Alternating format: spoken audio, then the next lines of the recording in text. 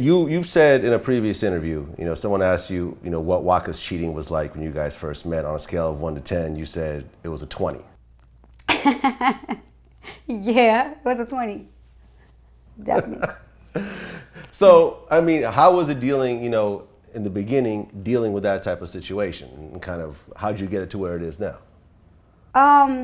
Honestly, I didn't even know Waka was as bad as he was.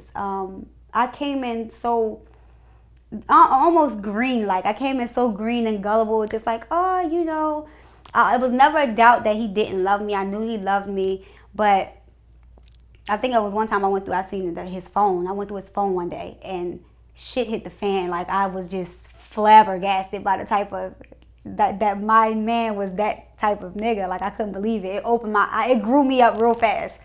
But how we went from that stage, because we went through a lot, like up and down. I actually left Waka. We separated for 7 months and we weren't together. And he went on in his life and I went on in my life. But it was to a point where when you accept so much stuff from a man, you look at yourself, some things you would never accept, things that you'd be like, I never do that. I would never accept that. And then you look back and you be like, damn, bitch, you accepted everything that you said you wouldn't. And when I looked at myself in the mirror, I didn't know who I was no more. Like that strong woman that he met, that had all those morals, those values, that was what he was attracted to. That didn't take shit type of attitude. Like I demanded certain things and it's like I kind of lost that. So I had to get myself back. And I didn't want to I had to let him go and I had to clean myself of him. But I guess during that time, he realized like, shit, it ain't nothing out there. She really loves me and she's with me. Like, and she's taken a lot of things from me that the normal female wouldn't take or would take and just be doing them at the same time. But, man, I say God, prayer. Only thing I could say to change him was God. It had to be God. Right. Now, I remember after the show launched, and we had posted a story about this, about some girl had posted like a picture of her in bed with Flocka, and I think you responded, and all that stuff was kind of spilling into social media and into the public. Yeah, I mean, since I've been on this show, hella people that came out and said things. I mean, I sat down prior to doing the show. I sat down with Waka and I was like, look, we have, what we have is real. I was never skeptical or scared. They asked me to do the show 2 seasons before and I declined it because I didn't feel like I was stable enough in my relationship to even be on TV, to even let anyone see it. But when we sat down and I discussed it, I wasn't scared of doing it because I felt like we have faced so many things in the past that this is just, this is peaches to me. But I explained to him, like, once we get on TV, every bitch that you done fucked or everybody that you done messed with or whatever, they're going to come out now because it's out in the open. And he was like, yeah. So I prepared myself for that, whether it's true or whether it's not true. And I got to tell anybody, at the end of the day, if it didn't happen, if it happened after January 21st, 2014, I could care less. Like, we're married now. And from that day that we got married, everything now makes sense. I try to let what happened in the past go, because if I don't, I'll still live in it. I feel it looks like it's working. Like I said, I really admire y'all's relationship. Oh, thank you. It's been a long process.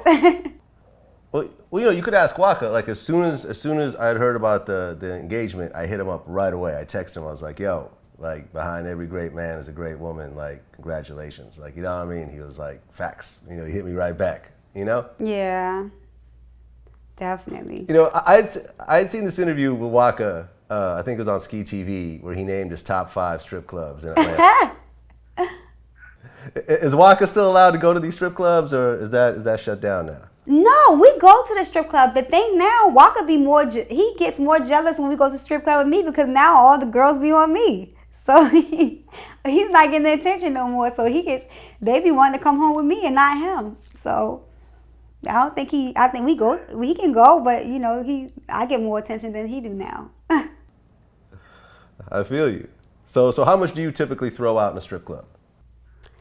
They get all my money. They get all my money. I try not to if I go and I try not to spend more, like if I'm just going with my girls, I try not to take more than like $1,000 out, or if it's just a typical night, like just 500, and they end up making me go back to the ATM and spend more. So, what was the absolute most that you have spent in a strip club? The most I would say I spent in a strip club was probably with Waka. I think it was probably like $10,000. 10 G's. Yeah, that I was with him though, so that was not on my own accord. And afterwards, I woke up and I was kind of mad about it, but. You know, if you take a step back, like that amount of money could change someone's life. And you know what, Waka, he's so used to, like when I had to get used to that. He's like, oh, you know, you got to show love sometimes. And I'm like, nigga, we was actually remodeling the house one day and he went to the club and we threw like $10,000. And I was like, my nigga, that was our cabinets. I'm like, that was our countertops. Like I thought of so many things that we could do with it, but you know, he had to flex out sometimes, I guess. I feel you. I feel you. So if you were to, Waka named his top 5 strip clubs, what would be your top 3 strip clubs in Atlanta? I love Onyx. One of my closest friends, she dances at Onyx. Onyx is one of my favorites. I really don't go to Magic too much, but every time I go to Magic, I have fun. So I say Onyx number 1. I'll say Magic is number 2, and then DOA is number 3. DOA used to be number 1, but now it kind of like simmered down a little bit. So